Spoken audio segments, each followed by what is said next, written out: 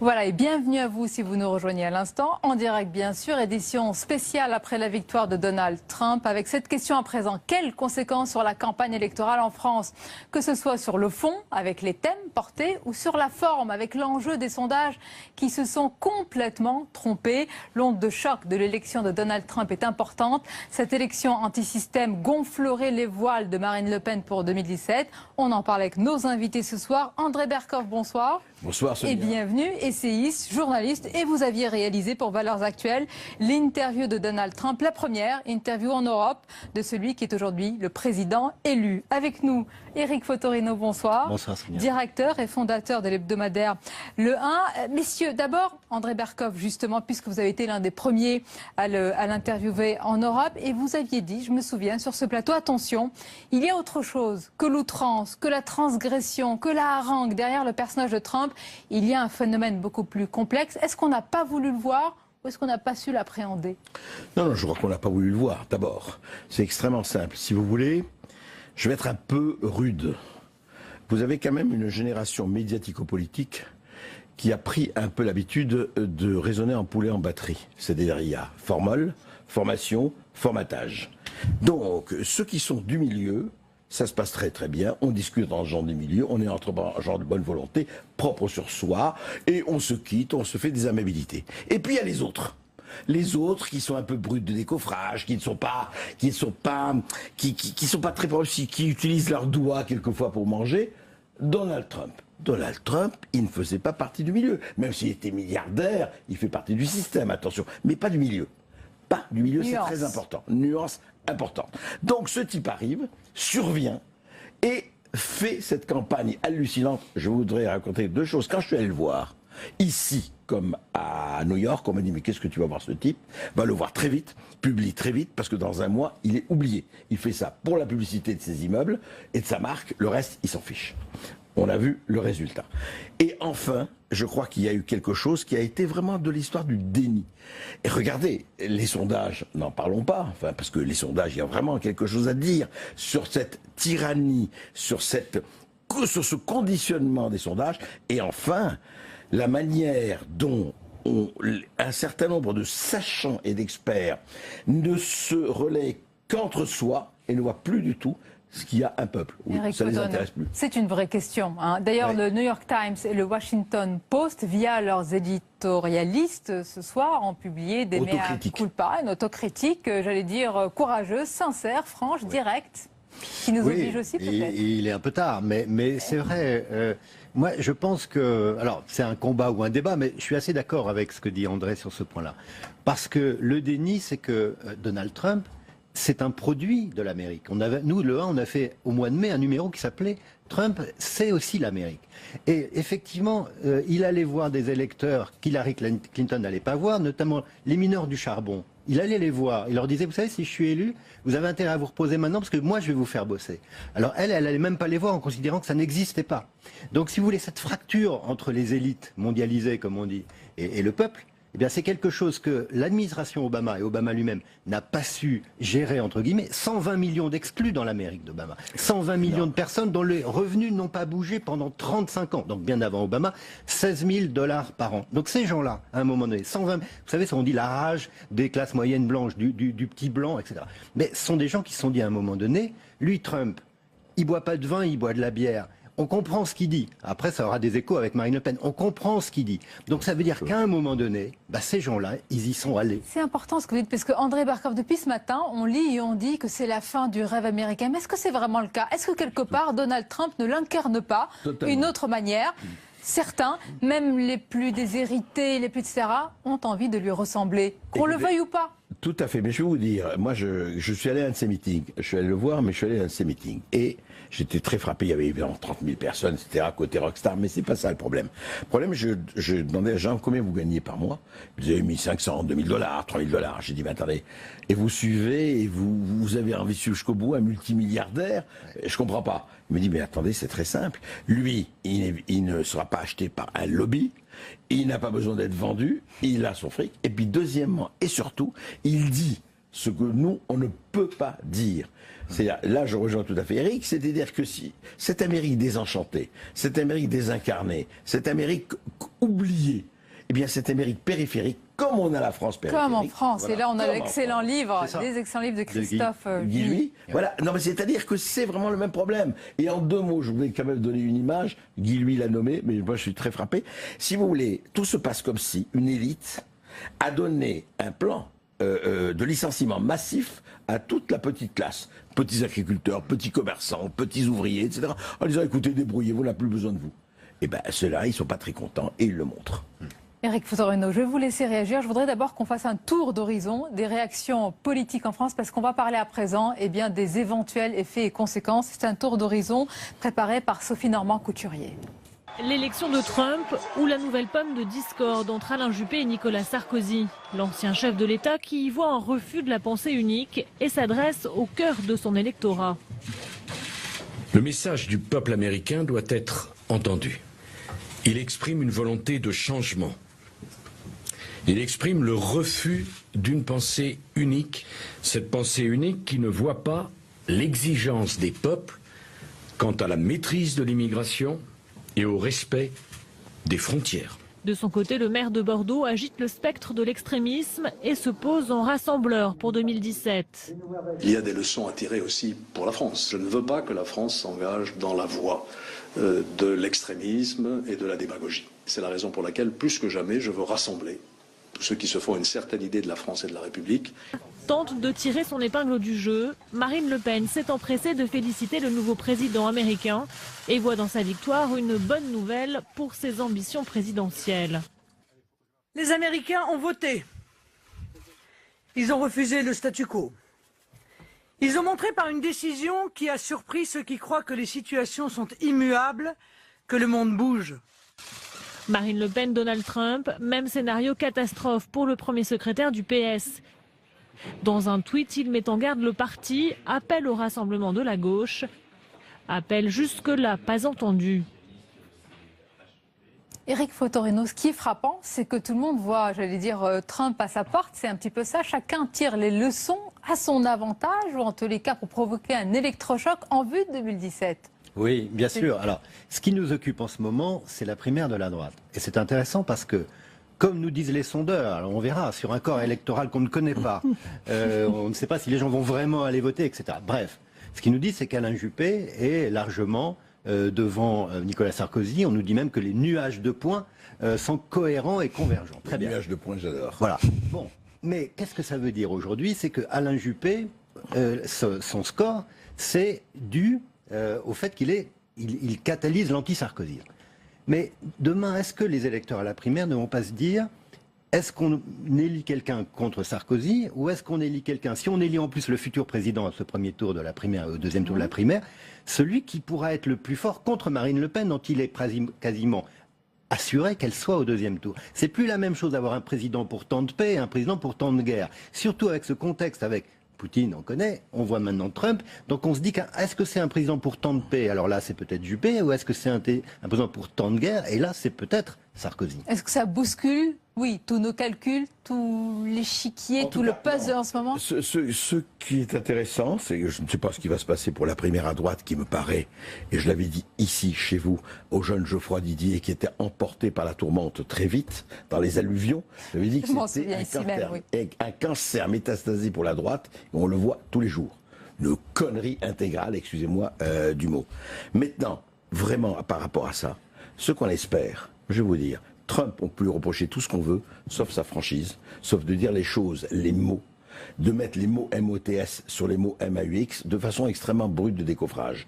Et moi, vraiment j'attends que nos hommes politiques français sortent de leur langue de bois, sortent de leur petite manœuvre pour, voilà. Pourtant, il y en a qui ont un discours, j'allais dire, brut de décoffrage, parfois. On reproche parfois au style de Nicolas Sarkozy. Si on va dans les meetings, qu'on entend certaines phrases, j'imagine que si vous étiez aux 2 meetings, Sonia, oui, vous auriez pu très comparer bien, ça. Mais il l'a toujours fait, c'est très bien. Je rappelle quand même que si Nicolas Sarkozy dit aujourd'hui, formidable, le peuple a parlé, mais il était pour Hillary Clinton il y a 4 jours.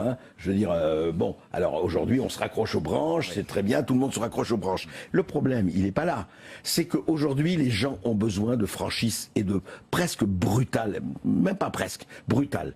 Qui va nous la donner de façon forte? Aujourd'hui, je ne vois pas encore qui la donne. Vous ne voyez pas encore, et pourtant, Éric Fotorino, celle dont on dit que ces voiles sont gonflées par ce vote anti-système, c'est Marine Le Pen. Est-ce que c'est le cas? Est-ce qu'elle a le monopole du candidat, de la candidate anti-système? Je ne dirais pas qu'elle a le monopole, mais c'est vrai qu'elle n'a pas de bilan. Nicolas Sarkozy a un bilan.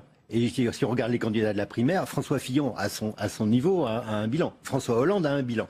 Donc effectivement, je pense que Marine Le Pen, elle incarne précisément ce que Trump peut représenter, c'est-à-dire, c'est elle qui dit, on comprend ce qu'elle dit. Vous savez que son programme, on dit maintenant que demain, elle a quasiment un programme du Parti communiste d'autrefois. C'est-à-dire que socialement, c'est très à gauche d'une certaine manière. Je ne parle pas sur l'immigration, etc. Donc, mais ça chatouille Jean-Luc Mélenchon. Mais bien sûr, ça prend d'ailleurs beaucoup à Mélenchon dans la mesure où lui est toujours sur l'ouverture, les migrants, et donc ce ne sera pas évident. Beaucoup de lecteurs de Mélenchon sont passés chez Marine Le Pen et vont passer. Donc bien sûr qu'elle incarne ça. Mais si vous voulez, le pire, je trouve, d'une certaine manière, en tout cas le plus dangereux, c'est que toujours entre l'original et la copie, vous prenez l'original. Et si Sarkozy continue la ligne Buisson sans Buisson, qu'il avale, comme je dis quelquefois, la ligne et l'hameçon, il n'ira jamais au point de représenter ce que Marine Le Pen peut représenter dans différentes régions. C'est-à-dire qu'il ne pourra plus, si vous voulez, plumer la volaille FN, comme François Mitterrand avait plumé la volaille communiste en son temps. Exactement. Et on l'a vu avec quel succès. Il y en a un autre qui voudrait plumer, si je puis dire, je vais reprendre votre expression un peu osée, qui veut un petit peu voler peut-être des voix et à gauche, à droite, c'est Emmanuel Macron. Il s'est exprimé aujourd'hui. Il a dit, ça va vous intéresser, André Berkoff, il faut écouter le peuple. Moi, je ne fais pas partie du système. J'allais vous en parler d'Emmanuel Macron. Si vous voulez, vraiment, non mais tout à fait, la personne qui va, je crois, troubler le jeu de quilles, c'est lui. Incontestablement, je ne sais pas s'il va y réussir, je ne sais pas s'il a la personnalité et la force, parce que Donald Trump, il ne faut jamais l'oublier, il a cette espèce d'hallucinante énergie, parce qu'il faut se rappeler comment il a troncé ses concurrents à la primaire des Républicains. Plus de 16 candidats, tout à fait. Mais à la télévision et ailleurs. C'est ça, la limite, c'est l'incarnation. On est dans un système où, paradoxalement, c'est Jérôme Fourquet qui dit ça de l'IFOP, et je crois qu'il a vraiment raison, c'est que, paradoxalement, ces primaires renforcent les institutions de la 5e avec leur personnalisation. Et du coup, on a besoin encore d'incarnation encore plus forte. Oui, mais excuse-moi, Eric, avec la contradiction que ça ramène le régime des partis avec une force violente, alors que la 5e République s'est construite contre le régime des partis. Oui, mais c'est même plus des partis, oui, ce sont des officines et des écuries. Non, c'est plus des Et messieurs, l'un des messages les plus froids qui a été adressé aujourd'hui au président élu Donald Trump a été probablement, certainement d'ailleurs, celui de François Hollande. Je voudrais vous entendre là-dessus, on va l'écouter. Cette élection américaine ouvre une période d'incertitude. Je dois l'aborder avec lucidité et clarté. Les États-Unis constituent un partenaire de tout premier plan pour la France.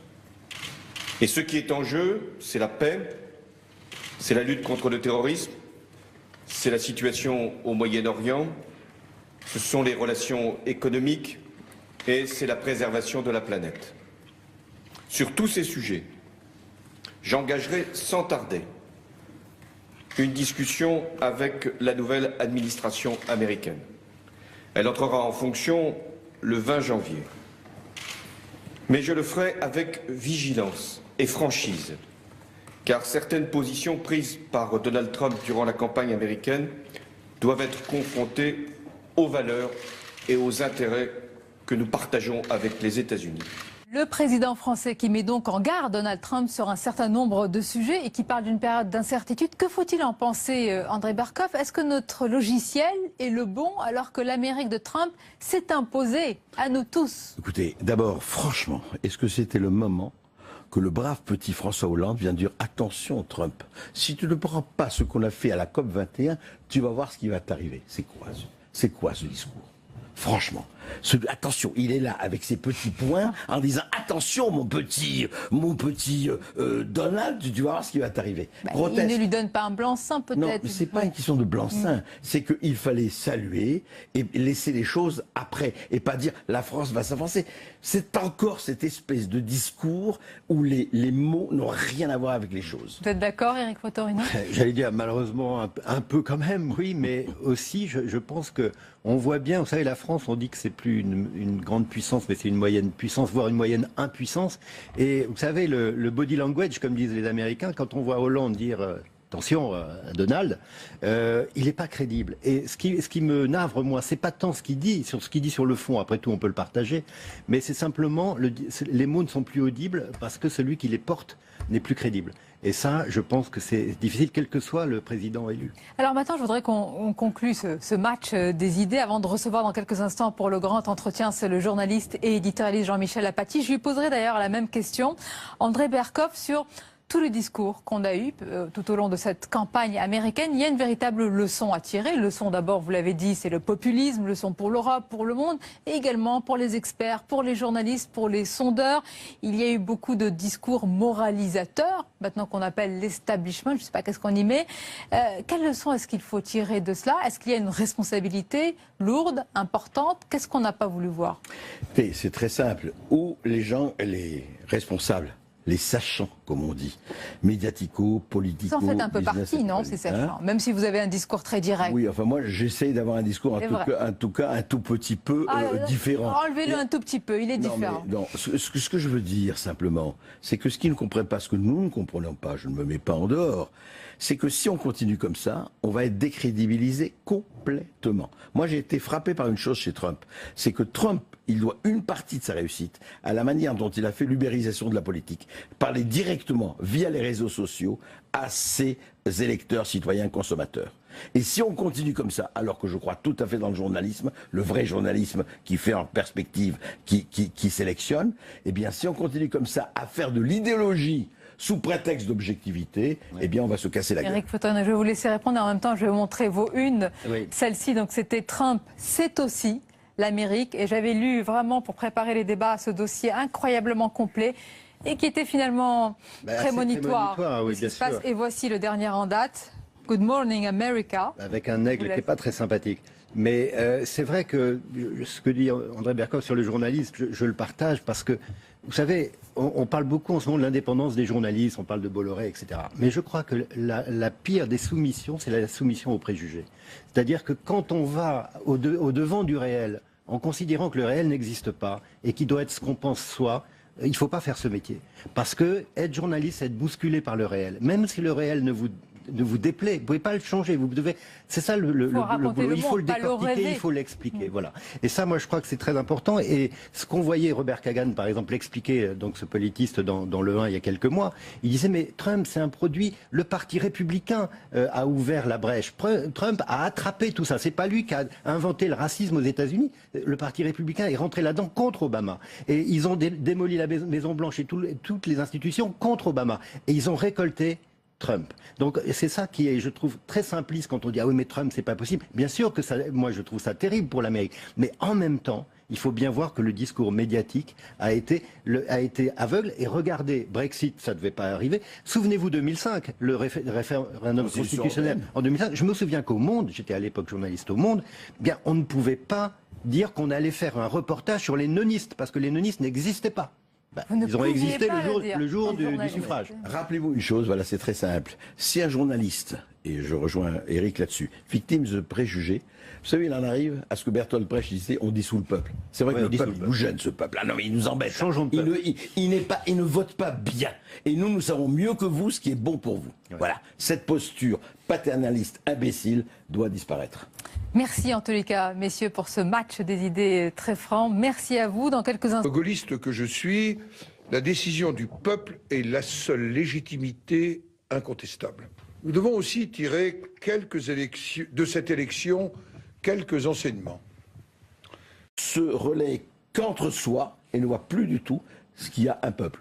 Ça ne les intéresse plus. C'est une vraie question. Hein. D'ailleurs, le New York Times et le Washington Post, via leurs éditorialistes, ce soir, ont publié des mea culpa, une autocritique, j'allais dire, courageuse, sincère, franche, directe, qui nous oblige aussi peut-être. Il est un peu tard, mais c'est vrai.